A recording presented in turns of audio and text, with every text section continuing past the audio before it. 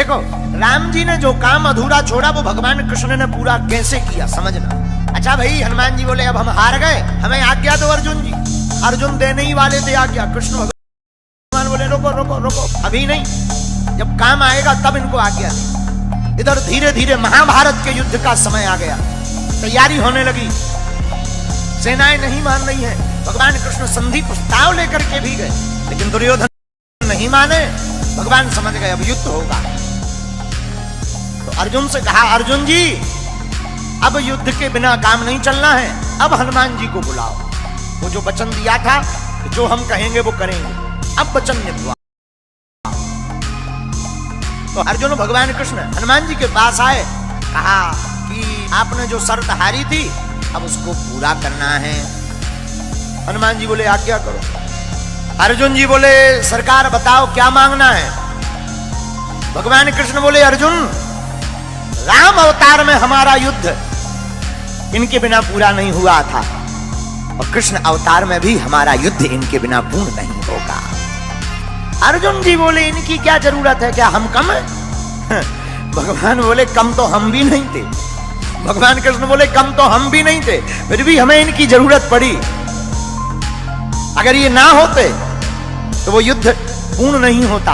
अर्जुन जी बोले मतलब?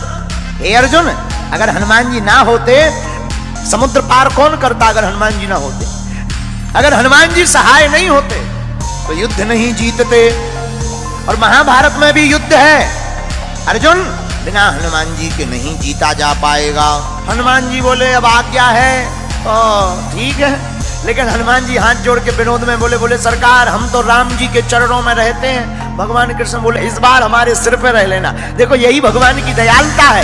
राम अवतार में जो राम जी के चरणों में हनुमान जी थे, पर यही कृष्ण अवतार में उल्टा हो रहा।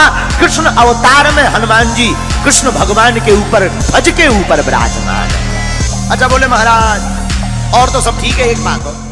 बोले क्या? हमारी एक आदत है। क्या? बोले युद्ध के बीच बीच में सत्संग सुनने की आदत है। अर्जुन जी बोले जय हो। हनुमान जी बोले क्यों?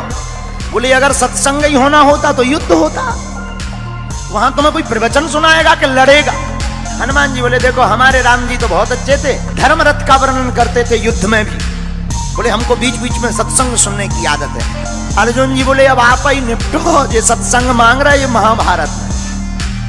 तो भगवान कृष्ण बोले कोई बात नहीं, आप हाँ बोलो, हम आपको सत्संग भी सुनाएंगे। अब हनुमान जी आए महाभारत में, रथ के ऊपर एक ध्वज लगाया, ध्वज के ऊपर हनुमान जी को स्थान दिया, इसलिए उस रथ का नाम ही कपिध्वज पड़ गया। और हनुमान जी विराजमान भय ध्वज पर। भीष्म महाराज जब अर्जुन के सामने लड़ने के लिए आए, भीष्म पितामह ऐसे बलवान योद्धा जिनके सामने अच्छे अच्छे लोग कांपते थे, महाराज भीष्म पितामह युद्ध करने आए और बाण मारे तो अर्जुन का रथ थोड़ा पीछे हो गए, लेकिन जब अर्जुन बाण मारे तो पीछे दूर गिर जाए।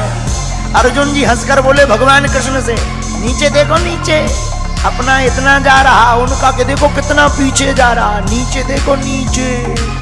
भगवान बोले ऊपर देखो किसके कारण कम जा रहा, ये देखो। और यही मानो हम लोगों को शिक्षा है कि हम लोग अगर भूपर हैं क्योंकि भगवान हमारे ऊपर है।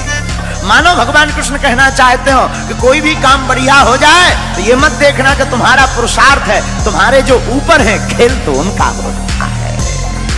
अर्जुन जी मुस्कुराए, हनुमान जी भी मुस्कुराए, और भगवान ने गीता सुनाई तो अर्जुन को है। हमारा ऐसा मानना है तो अर्जुन के मोह का बहाना था, पर गीता तो हनुमान जी को सुनाना था। एक बात, अर्जुन जी ने अपने रथ की लगाम भगवान के हाथ में दे दी, ये ज्ञानवर्धक बात है। अपनी जिंदगी की लगाम जो भगवान के हाथ में सौंप देता है, वो कितना भी महाभारत जैसा युद्ध हो जीत करके ही बाहर निकलता है। जो भक्त अपनी मन की लगाम परमात्मा को, गुरु चरणों को दे देता है, वो जीत करके ही आता है। लेकिन जो लगाम खुद पकड़ लेता है वो हार जाता है।